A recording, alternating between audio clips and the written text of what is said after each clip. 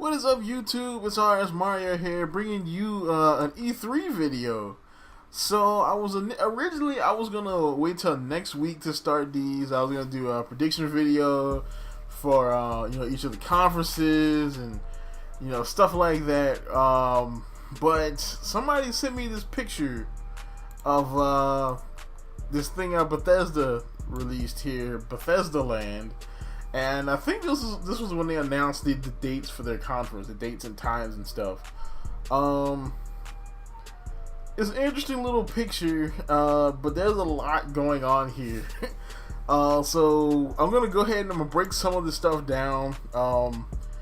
So what's going on here is they have a theme park that is basically presents. It's a theme park. This will be if there was a Bethesda theme park, and there's a different section of the park for all their major franchises. So they have one for Prey, one for Dishonored, one for Fallout, one for Quake, one for Doom, one for Elder Scrolls, and two newcomers, or two under construction areas. So now, I don't know much about the other areas, and I just really started playing Prey when the demo came out. I haven't even bought the game yet, so I don't know much about those games. But I do know a lot about the Elder Scrolls, and the stuff going on in that Elder Scrolls part of the park is crazy to me. So I'm going to go over that and what I think is going on with these two coming soon zones. So let's hop on into the Elder Scrolls part. So I'm going to zoom on into this real quick. Now, the Elder Scrolls part, more than likely this is going to be talking about, more than likely this is if they do anything with Elder Scrolls at the conference, it's going to be ESO, Elder Scrolls Online. Because we're not going to get another Bethesda game, another proper Elder Scrolls game for a while. I think Todd Howard's team might be working on one of these new IPs, so that could be the holdup. Even though there was that weird cryptic message he gave last E3 talking about, though he doesn't have the technology. Like, what could you possibly be trying to do that you don't have the technology to do for an Elder Scrolls game? I don't know, but it's interesting though.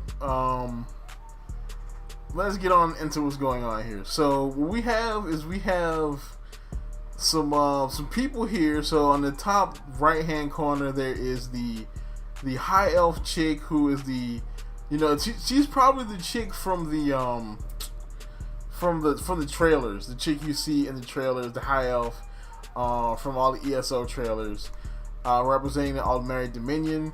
And the bottom here, welcoming you to Elder Scrolls Land, is of course the Nord guy that we see in all the trailers. We see right here what looks like a dwarven centurion. Because at first I thought it was like an imperial, but he's more brownish or yellowish. So that's definitely a dwarven centurion. Then in the top left hand corner you have an Argonian. Now I'm going to get back to him. Now over here you have a windmill, which when I think windmills, I think High Rock, even though it's been a while since I played ESO, so I might be wrong on this, but I'm definitely thinking High Rock when I think windmills. And then you have mushrooms, like big giant mushrooms, so that's definitely a reference to the giant mushrooms in Morrowind, which just got an expansion, or what technically should get an expansion, because I don't think it's out yet. I think it's out like next week, or it's definitely out this month sometime, if you're watching this in May. Then there is the let's go back to the Argonian dude. So Argonian dude, now it's weird that he's here, because technically if I was doing this, if I was designing this and I was trying to promote Elder Scrolls Online, I would have a representative from each faction. There's 3 factions. There's we already have a representative from the Ebonheart Pack, who is the Nord dude. We have a representative from the Aldmeri Dominion, who is the Elf Lady. and we should have a representative from the Daggerfall Covenant, which means he should be either a Breton, an orc, or a Redguard. This guy is neither of those. This dude is straight up Khajiit. Like, and it's not Khajiit. So dumb. He's straight up Argonian. Alright, so there's no, you can't even remotely confuse him. He's got a dinosaur head, he's green, and he has a horn. He is Argonian. So, Argonians are part of the Ebonheart Pact. So, why does the Daggerfall Covenant not have a rep on the screen? I know that technically Elders in ESO, I think the biggest faction is the Ebonheart Pact, but there's no reason to not put Daggerfall Covenant in the promotional material. So the thing I'm thinking here is maybe they're going to do a Black Marsh expansion, because if I'm not mistaken, like some of the more more far-reaching provinces like Black Marsh and Valenwood, they aren't exactly fleshed out in ESO, and I figured what they were going to do was they were going to use to flesh out these areas with expansions. I mean, because it's business, so of course maybe this could be a hint to a Black Marsh expansion in ESO. And the other two things that was getting me here are whatever this brown object is crashed into the side of Red Mountain.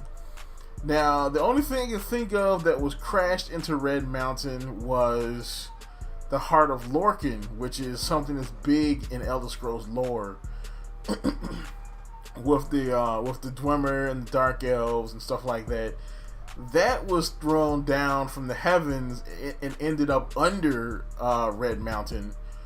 But I don't think they will be referencing some like deep lore stuff or just regular promotional material. So maybe that's referencing something that's going to happen in ESO, because the expansion isn't out yet. So maybe something does crash into Red Mountain. I mean, I've never heard anything lore-wise about that, so I don't know. And the last big detail I wanted to go over was this freaking dude in the middle, the dragon that is wrapped around the white gold tower. So now I've done a bunch of research, and I have not figured out what this is. Now, this is nothing that happened in the lore from what I have heard. So I've never heard there was a dragon that attacked the white gold tower. Lore-wise, the white gold tower is rumored to be like an essential part of creation in Nirn. So if something bad was to happen to it, like maybe it was to fall, that it could have catastrophic consequences for the planet. So a dragon wrapping around it like this is a very bad thing, and I've never read this happening anywhere in the lore. So this could definitely spell a new expansion. If it was, it will probably be in Cyrodiil, since that's where the White Gold Castle Tower is. That's definitely interesting. Now on to the other two things, which are the two areas. So this one right here, I don't know. I have no idea. There's not even a clue here, other than there's a guy digging right there and the little yellow sign. Other than that, there's no clue what this is. Now, what I'm hoping is that these areas represent two new IPs that Bethesda is going to announce at the show. Even though more than likely it's probably going to be maybe one new IP and one returning IP, something like either Wolfenstein or possibly The Evil Within. Now, this other one up here in the corner, this one right here is interesting. Now, if you look at it, it's right above the Prey area, and Prey kind of involves space. If you play through like the little demo, or if you play the game or whatever, it does involve space. And you see this whole area is a space motif. You even look at the mountains in the background of the under construction area, and you can see little white dots that look like stars. So I'm thinking this whole thing is a space area, and that this is going to be the space IP that Bethesda has been hinting at, or at least that's been rumored to come out from Bethesda. I mean, it's even drawn, like, you see, like, the little, why would you put this white streak on a mountain? This looks like it's supposed to be space, but they drew it like a mountain to throw people off. So this is probably the new space IP coming out of Bethesda, while the other one in the bottom right hand corner is probably a returning IP, maybe Wolfenstein, maybe The Evil Within. I don't think it's Evil Within, because I don't know if Tango is really ready. I mean, they're working on something, but I don't know if whatever they're working on is ready to get dropped right now, because I think Evil Within has only been like 2 years roughly. You know, I mean, I guess 2 years is a long time, so they could have something. But I'm definitely leaning toward Wolfenstein, because Wolfenstein definitely got hinted at last year. So that's about it for this. Of course, I will be doing more E3 coverage or E3 predictions and stuff next week. It's also continuing Fire Emblem month, so the next video probably won't be a list. It will probably be something different, because I'm doing something a little. I have an idea for that. Of course, like, comment, subscribe, and keep it real.